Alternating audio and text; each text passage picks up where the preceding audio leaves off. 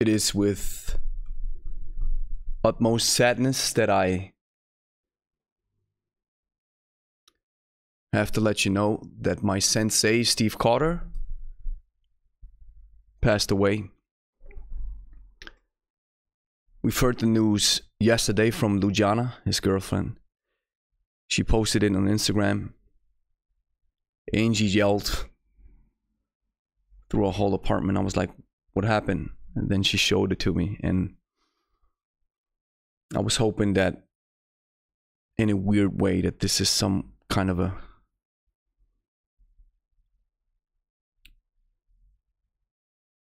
that this is not true.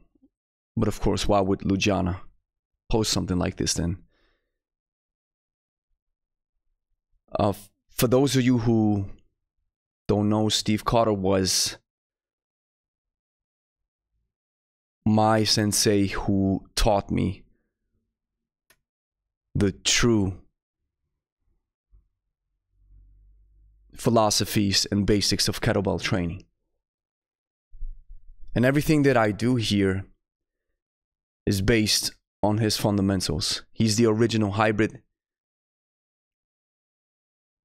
And he took the time to dedicate his craft, his knowledge, his passion to teach it to Angie and me. And so if you've been watching this YouTube channel for a longer time, you've probably heard that I mentioned his name often. So I played this whole thing through of how I'm going to say the words that I'm going to say.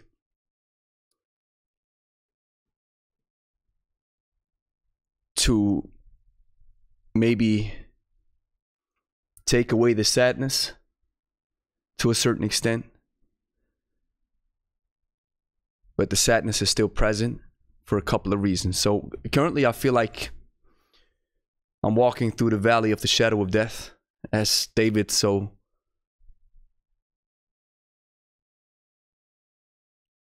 elaborately points out in Psalm 23, a psalm that I quote almost every day in the morning when I take a walk with one of our staffies. Because my dad was in the hospital and today he gets released. But they told me yesterday that the Parkinson's disease has advanced to a stage where it might mess with his swallowing. And as they say, this is the end stage of Parkinson's disease. And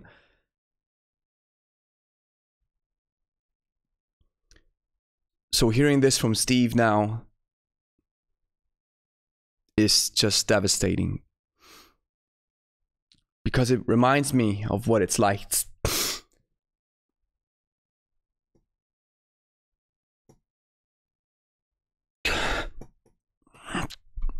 to be a son who has a strong father. Man. So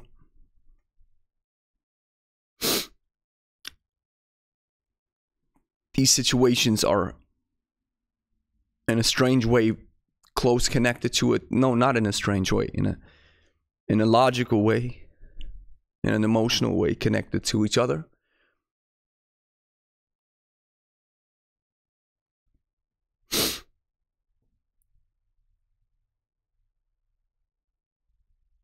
Because Steve was 55 years old. That's way too young. And so he passed from a heart attack. Luciana said that he had a heart attack on Sunday. And that I think the proper term or the description in English is that he was clinically pronounced dead, so that the brain stopped working, but the body was still on life support. And so when Luciana posted that Instagram post, she said they just turned off the machines. They kept him alive, or they kept the body alive.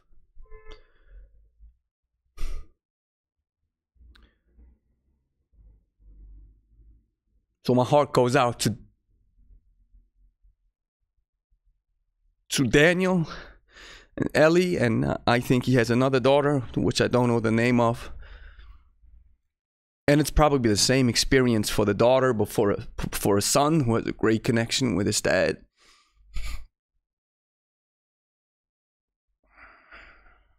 I couldn't imagine losing my father that early, because I came to appreciate the role of a solid father figure late in life, because I was way too stupid when I was younger.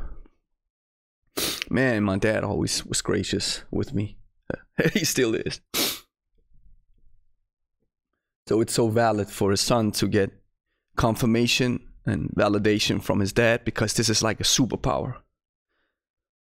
And I got that confirmation. That's why many say, why can you speak so confident? And why are you like this? Of course, this has to do with personal development and learning a few skills. But you have to know that I'm equipped with a superpower that nobody can take away from me. You know, my dad saw me succeed. He saw me change my life. He saw my transformation. He was able to experience all of this. So, Daniel, man, we never met, but this just breaks my heart.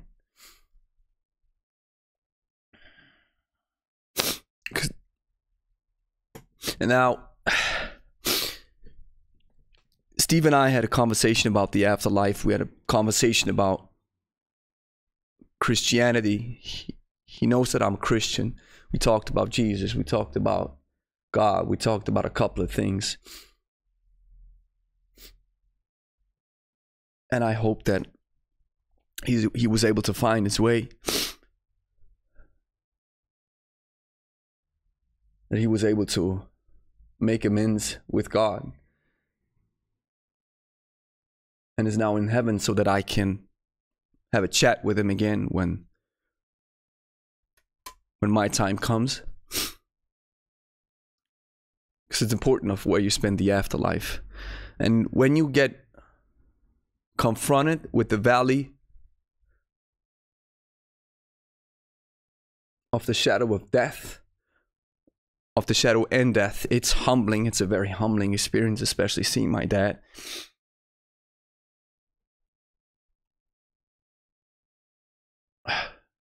So I'm assuming that Daniel's probably like, what, 20, 25 or something. And back then, of course, I love my parents, but I didn't know the full appreciation. I didn't just get it. I couldn't grasp it.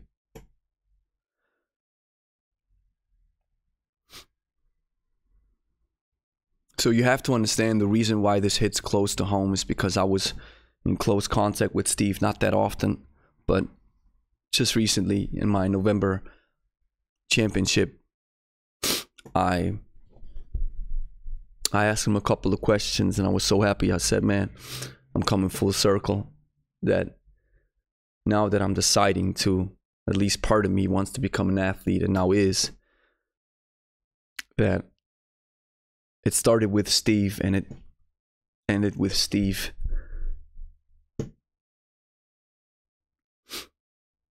And I asked him a couple of questions, and he gladly answered it to me. He was very thorough, very detailed. And imagine what it's like if I've been taught by a man you honor. And imagine what it's like if you've been raised by a man you honor. That's why I feel the pain that his son must be going through. But only from a distance, because if you haven't experienced that pain, you don't know really what it's like. So I met Steve in 2019. It was in 2017, I think, was the first time I reached out. And I told him, Steve, I want to learn from you.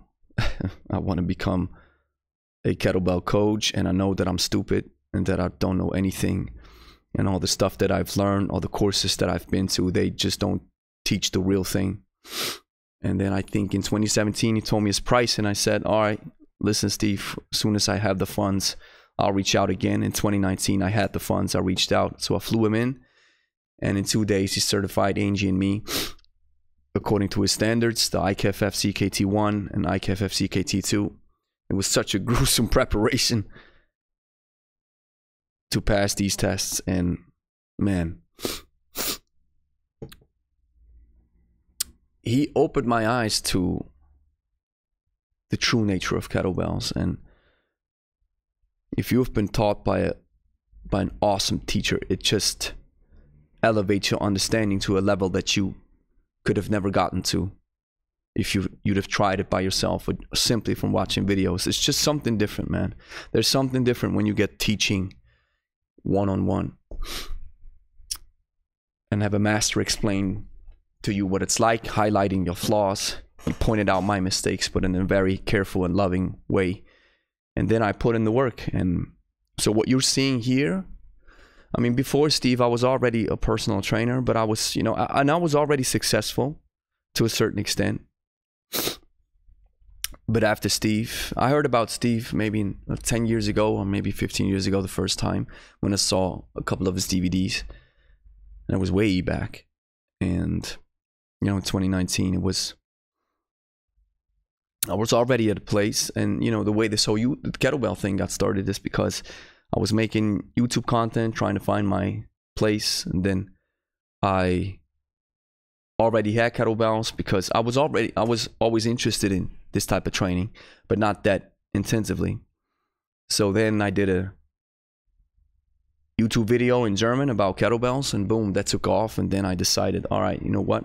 I want to take this serious. And so everything that you see here now, at least after 2019, is built on Steve's mentorship. This is his foundation. I'm able to carry the torch. I'm proud that I'm a part of physical culture, that in that particular lineage, I can place myself right there. And then I've fallen in love with kettlebells so much, and I was like, all right, let's go. And so we came up with this hybrid mentality and all that stuff.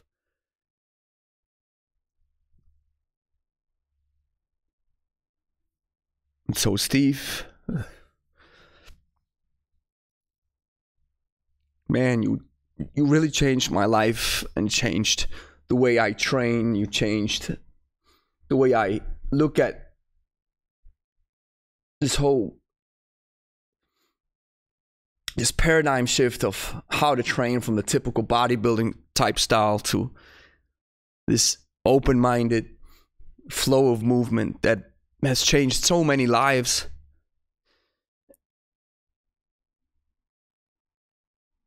And even if you're watching this, if you've been able to profit from one of our videos or one of our workouts or one of our courses, and if it has changed your life, it directly affects you, that you know that the man who built the foundation to what I have today and to what I'm able to teach was taken from us in a very tragic way. And so Steve, rest in power. Sensei,